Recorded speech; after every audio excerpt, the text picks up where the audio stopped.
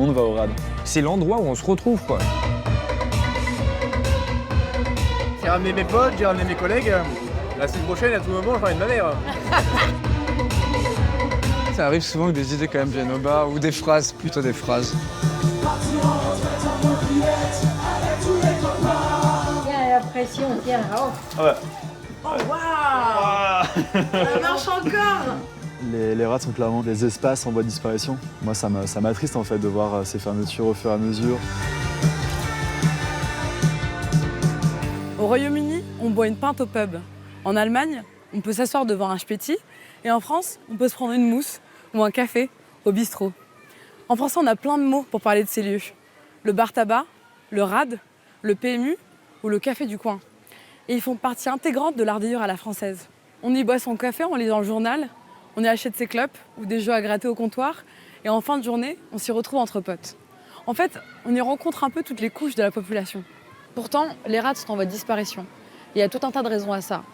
Les zones rurales qui se vident, les prix des loyers qui deviennent de plus en plus élevés pour des enseignes à prix modeste et de moins en moins de clients. Soit parce qu'ils n'ont plus les moyens de payer un verre ou un café, soit parce qu'ils préfèrent être dans des endroits plus à la mode. Alors je suis allée à la rencontre d'artistes qui essayent de documenter, de transformer ou de célébrer ces lieux avant qu'ils ne disparaissent. Je passais du temps dans les cafés. J'y voyais en fait beaucoup de scènes de vie devant moi. J'entendais des punchlines incroyables. Je me suis dit qu'il y avait vraiment à raconter ce qui s'y passe dans ces bistrots. Guillaume Blot est photographe. Avec son van, il parcourt la France et part à la rencontre des patrons et habitués des bars du pays pour les prendre en photo. Il capture le quotidien de ces cafés, ces rads comme il les appelle. Rad, c'est un mot en argot, un raccourci de radeau qui signifie comptoir.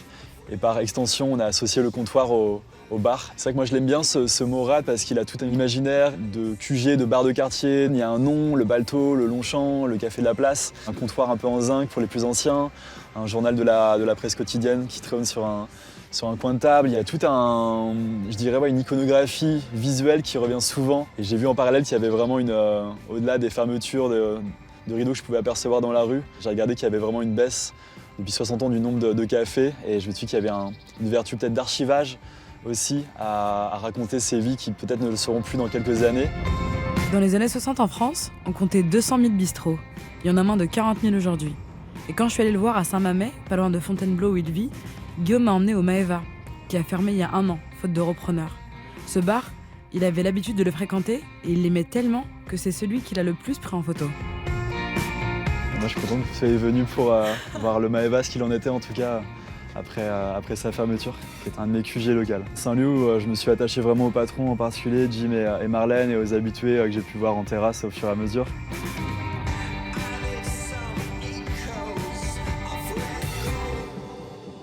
Marlène. C'est la patronne. Mais bonjour non. Marlène. Il vient prendre des photos. Ça fait depuis 1968 que je suis ici, dans le bar. Au Maeva, ouais. Vous vouliez voir l'intérieur? Ah, on peut voir plaisir. l'intérieur. Ouais. Alors, j'allais chercher la clé. Attends. Merci Marlène. Ah, j'ai avec cherché plaisir. la clé. C'est gentil. La réouverture. Voilà. Ça n'a quasiment pas changé, il y a toujours le jukebox ici, le comptoir. Attends. Viens. Tu peux mettre une chanson, hein? Il y avait de tout, les Destiny's Child, Céline Dion. Machine 2003. Oh là là. Mais en fait, Ouais. du coup, il y avait une vraie ambiance ici, quoi. Vous savez, j'ai eu des petites bagarres avec des gens qui avaient bu. Un peu trop. Mais moi, ma dame, et je suis très forte, et je les prenais par le bras, et hop, à la rue. Ça dégage. C'était moi la patronne, on m'appelle la patronne. Quand je passe, j'ai un coup au cœur. Bah oui, Ah, on ouais. va fermer. Ah oui, c'est bon.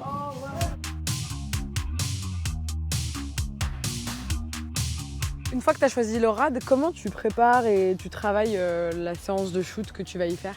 Disons quand je passe le pas de la porte, j'ai mon appareil photo dans le sac à dos plutôt. Là je vais directement au comptoir et je commence à papoter avec soit mon voisin du comptoir, soit la patronne ou le patron. Et donc je prends note un peu de mots qu'ils me disent, de leur vie, de leur lien avec l'espace. Et après je leur propose, s'ils sont d'accord bien sûr, de faire des photos, des portraits, des scènes de vie, des détails que je peux apercevoir devant l'objectif.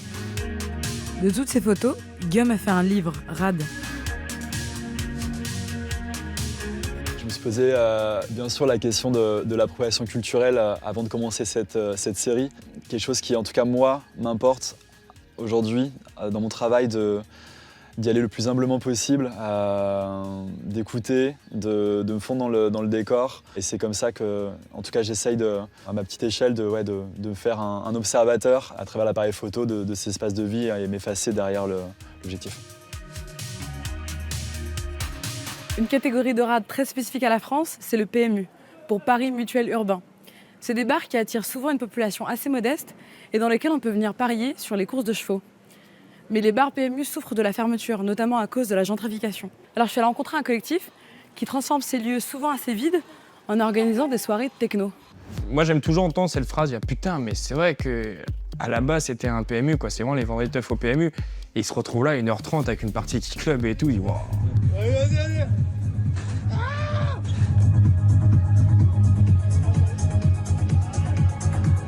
Le collectif Bulldog, c'est une bande de potes qui organise des événements atypiques qui transforment les boîtes de nuit en pyjama party géantes ou les PMU en club où tu peux taper du pied sur de la techno.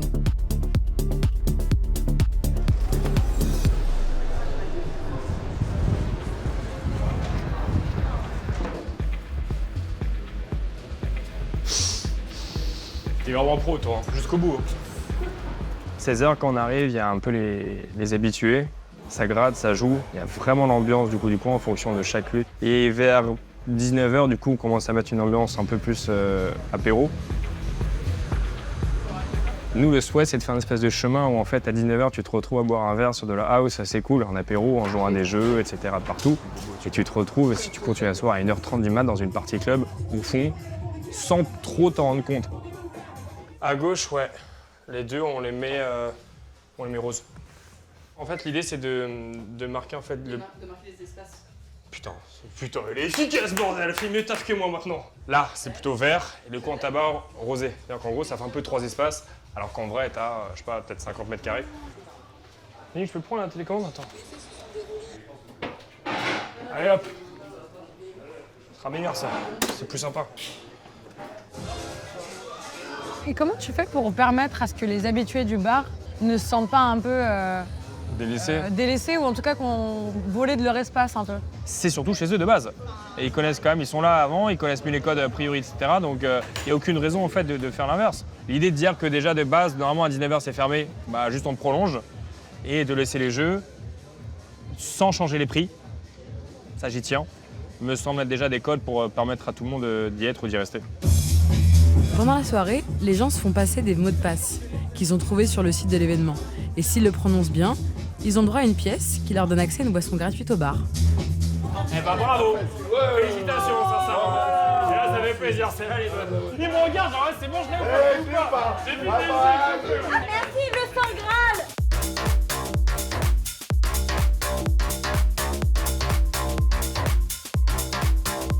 Qu'est-ce que permet le bar PMU que ne permet pas un club? Je dirais la liberté, quoi. La liberté, en fait, de pouvoir rentrer et sortir comme on veut. Pas devoir partir avec 50 ou 100 balles minimum pour passer sa soirée.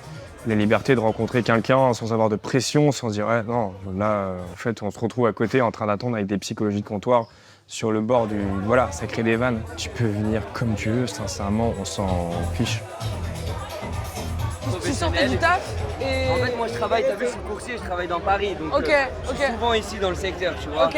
Du Faubourg Saint-Honoré. Et tu sais, quand il y a les soirées PMU, bah tu kiffes, tu vois, tu Ouais, restes. bah ouais, franchement, c'est cool. Et je pense, comme je t'ai dit, je suis d'une génération où on revient un petit peu aux choses d'avant.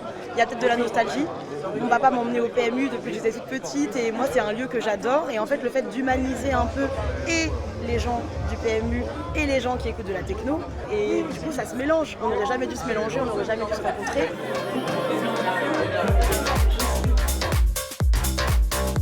Puis parfois, on rencontre des personnages... Justement, c'est ça aussi qui est chouette. Il y a des rencontres qui sont belles, sincèrement, entre des gens qui n'auraient jamais mis leur pied là-dedans, dans des PMU, donc des plus jeunes souvent, et à la fois parfois des vrais pieds de comptoir qui ne seraient jamais allés au-dessus de 19h et qui n'auraient jamais dansé sur ce type d'événement aujourd'hui. Donc le mélange parfois est même très joli. Le bistrot, c'est les rencontres. Mais c'est aussi le lieu de tous les débats et des grandes discussions, mais aussi de la création. Vous avez peut-être en tête l'écrivain Hemingway, qui était un habitué des bars du quartier Montparnasse à Paris. Ou aussi celui de Patti Smith, qui a écrit en 2016 M-Train, qui est un recueil de ses réflexions matinales écrites en prenant son café du matin dans un bar de Greenwich. Bref, l'histoire de la création est remplie de ces exemples. Et peut-être que l'un des plus récents, c'est le duo Gwendoline.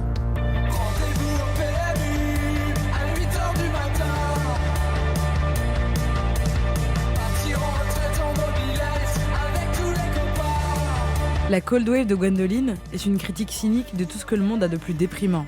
Ubérisation de la société, surconsommation, inégalité ou gentrification. Leur musique a justement été produite dans le temple de l'anti-Startup Nation, le bar. Le nom de leur premier album vient d'ailleurs d'une phrase prononcée par un habitué du terminus, leur rad préféré à Brest. Après, c'est Gobelet.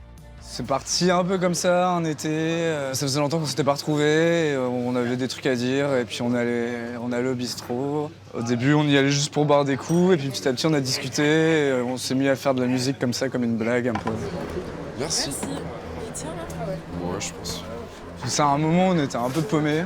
Et on avait pas mal de haine par rapport à toute l'arrivée de l'ubérisation des trottinettes et compagnie. Enfin, on a eu la sensation d'être dans un monde auquel on n'appartenait pas.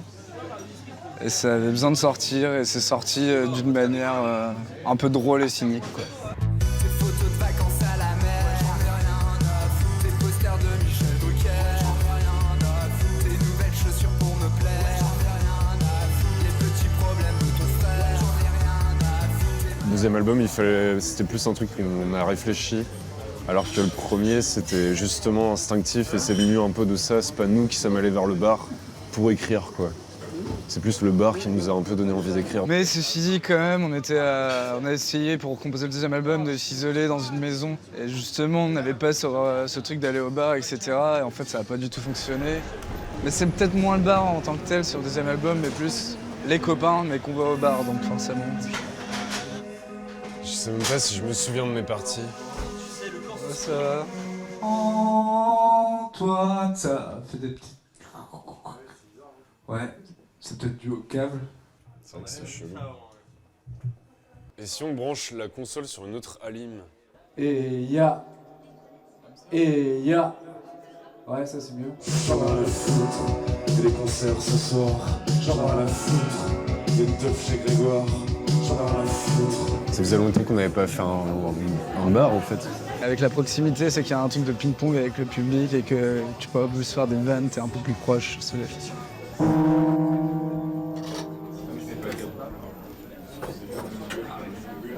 dit que ça marche. Qui apprendra à voter pour tous ces enculés. Parce que tu sais quoi faire. À 8h du matin. Partir en retraite en mobilette avec tous les copains. Il y a un terme qui revient souvent quand on parle de la musique de Gwendoline, Schlagwave. Le mot ne vient pas d'eux, mais c'est une sorte d'hymne à l'instant présent et à la procrastination. Une ode à la paresse et à l'oisiveté, à contre-courant d'une société qui nous pousse constamment à la productivité. Le truc d'être un peu des victimes aussi, peut-être. Un peu désabusé et de pas se battre pour avoir les choses. De pas être dans la course. Partout, général, génération géniale, start-up et open space, ouais, c'est super viral. C'est un peu de la flemme aussi, ouais, c'est un mélange de... On s'en fout un peu de l'esthétisme. Oui, c'est la flemme d'aller plus loin et peut-être aussi d'avoir ce truc précieux qui est la première prise, alors un truc touchant, même si c'est pas parfait, quoi. Tu vas manger, mais un deuxième réveil, rate le premier, prends ta douche, va t'habiller. Ticket de bus, bonjour, au revoir, t'as pas le temps pour un regard. Faut-il sublimer les rades, les chanter ou les transformer en club pour les sauver? Ces démarches peuvent sembler en décalage avec les lieux qu'elles cherchent à investir. Mais si le café du coin nous inspire, qu'on est nostalgique de sa possible disparition, c'est parce qu'il demeure, encore aujourd'hui, comme l'un des derniers espaces de vraie mixité sociale. Pour certains, leur image un peu désuète et populaire ne correspond pas à la carte postale de la France. Ils feraient même partie d'une France moche, en opposition à celle qui est supposée rayonner à l'étranger. Pour moi, il n'y a pas de France moche, il n'y a pas de France schlag, c'est des termes qui sont hyper péjoratifs, qui signifieraient qu'il y aurait une France qui est belle, qui se mettrait au-dessus de tout, et alors que la vie, pour moi, elle se passe vraiment dans ces dans ces espaces où il y a vraiment une forme d'émulation, de fusion entre les personnes qui gravitent. Tu as vraiment une France qui vit et qui n'est pas obnubilée par son image, qui n'est pas marketée. C'est pour moi une France sans chichi qui est authentique.